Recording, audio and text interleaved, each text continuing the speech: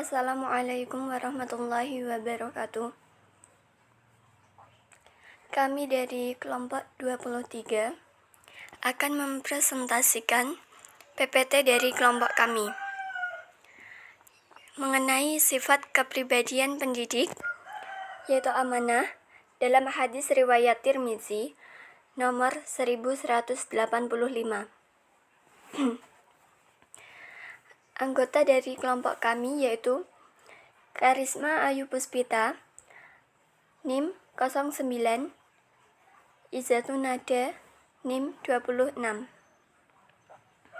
Mata kuliah Bahsul Kutub, dosen pengampu Bapak Muhammad Bahauddin S.Hum MPD.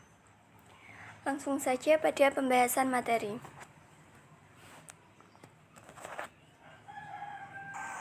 Kritik sanad dalam hadis Tirmizi nomor 1185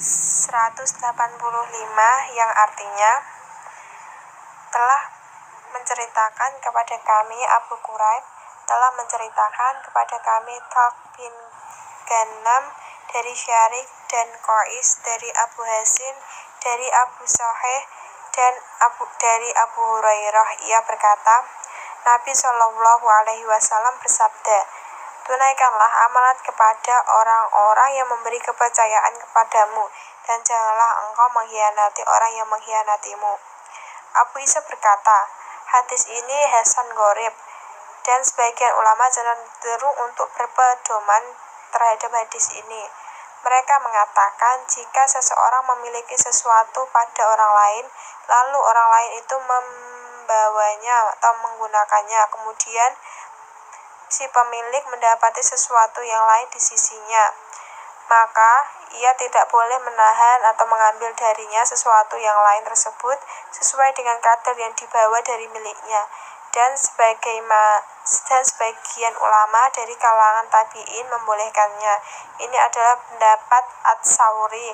Ia mengatakan jika seseorang memiliki beberapa dirham pada orang lain tersebut berupa beberapa dinar, maka ia tidak boleh menahan atau mengambil beberapa dinar yang ia dapati sebagai ganti beberapa dirhamnya. Namun, jika ia mendapati beberapa dirham pada orang lain itu masih berupa beberapa dirham, maka ia boleh menahan atau mengambilnya menurut kadar miliknya yang terdapat pada orang lain tersebut. Nah, dari hadis di atas terdapat urutan sanad sebagai berikut. Ada dua jalur. Yang pertama Abdurrahman bin Shark, kemudian Zakwan, yang ketiga Utsman bin Asim bin Husain, yang keempat Syarik bin Abdullah bin Abi Syarik, yang keempat Talq bin Ghanam bin Talq bin Muawiyah, yang keenam Muhammad bin Al-A'la bin Quraib. Sedangkan pada jalur kedua, yang pertama ada Abdurrahman bin Syak, yang kedua ada Zakwan, yang ketiga Utsman bin Asim bin Husain, yang keempat Qais bin Ar-Rabi, yang kelima Talq bin Ghanam bin Talq bin Muawiyah, yang keenam Muhammad bin Al-A'la bin Quraib. Nah, perbedaannya itu hanya ada di bagian keempat, yaitu antara Syarik bin Abdullah bin Abi dan Qais bin Ar-Rabi. Setelah diketahui urutan sanadnya, berikut ini biografi dari perawi di atas ya. Yang pertama ada Abdurrahman bin Syak. Abdurrahman bin Syak dari kalangan sahabat, kunyahnya Abu Hurairah. Ia hidup di Madinah dan wafat tahun 57 Hijriah. Kemudian Zakwan berasal dari kalangan tabi'in, kalangan pertengahan. Kunyahnya Abu Sahih, negeri hidup Madinah, dan wafat pada tahun 101 Hijriah. Yang ketiga ada Utsman bin Asim bin Husain. Utsman bin Asim bin Husain dari kalangan tabi'in, kalangan biasa. Kunyahnya Abu Al-Hasin, negeri hidupnya Kufah, dan wafatnya tahun 128 Hijriah. Yang keempat Syarik bin Abdullah bin Abi Syarik. Beliau berasal dari kalangan tabi'ut tabi'in, kalangan pertengahan.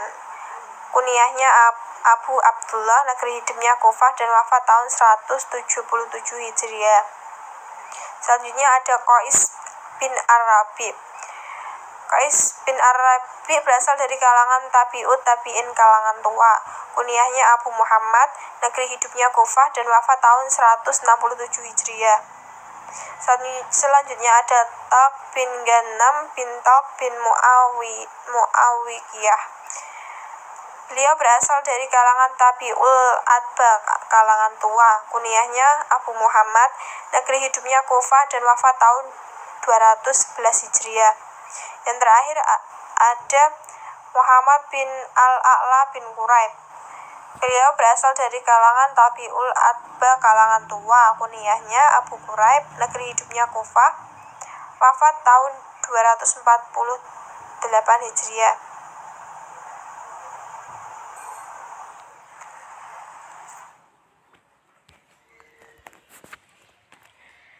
Kemudian kajian linguistik. Dalam hadis ini terdapat kajian balaghah, yaitu tibak salbi atau berkumpulnya amr dan nahi. Terdapat pada lafaz adil amanata, yang artinya berlakulah adil ketika mendapat amanah, yang mengandung arti perintah atau amr, dan wala tahun, yang artinya dan janganlah engkau mengkhianati, yang mengandung arti larangan atau nahi. Hadis lain yang memperkuat hadis riwayat Tirmizi nomor 1185, yaitu hadis riwayat Abu Daud nomor 3067, hadis riwayat Abu Daud nomor 3068, hadis riwayat Ahmad nomor 14877, hadis riwayat Darimi nomor 2484.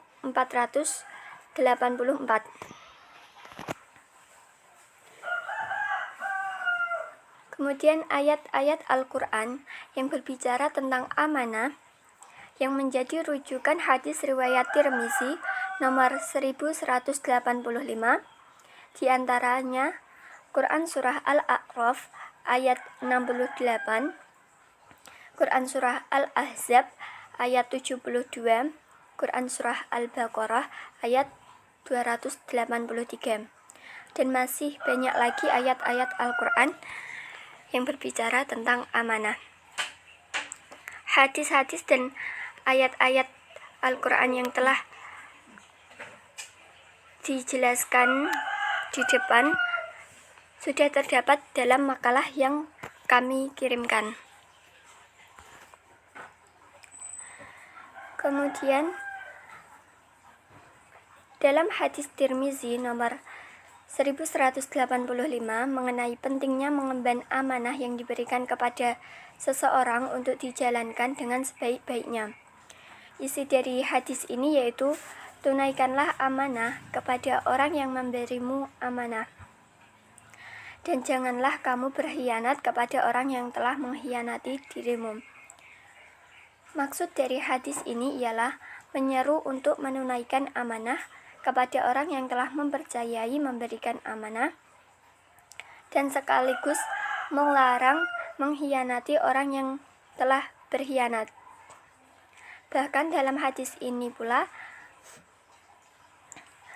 menyeru untuk menunaikan amanah meskipun kepada orang yang telah berkhianat.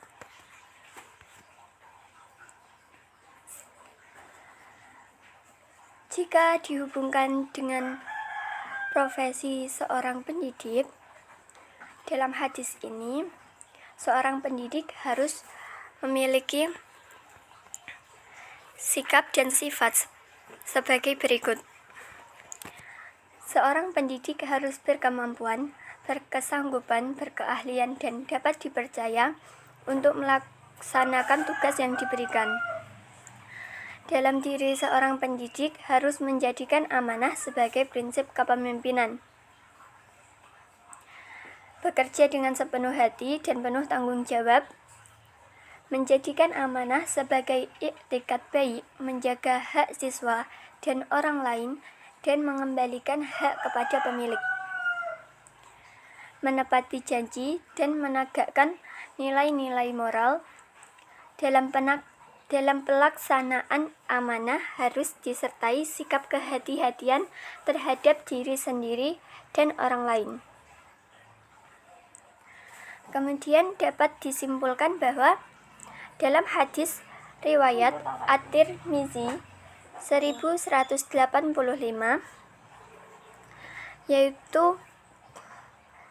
menjelaskan mengenai pentingnya mengemban amanah yang diberikan kepada seseorang yang dijalankan dengan sebaik-baiknya. Sebagai seorang guru, senantiasa harus mempunyai kepribadian yang baik yang kedepannya bisa sebagai teladan bagi anak didik. Salah satunya yaitu menerapkan sifat dan sikap amanah pada diri pendidik, sesuai dengan yang terdapat pada hadis riwayat At-Tirmizi nomor 1185.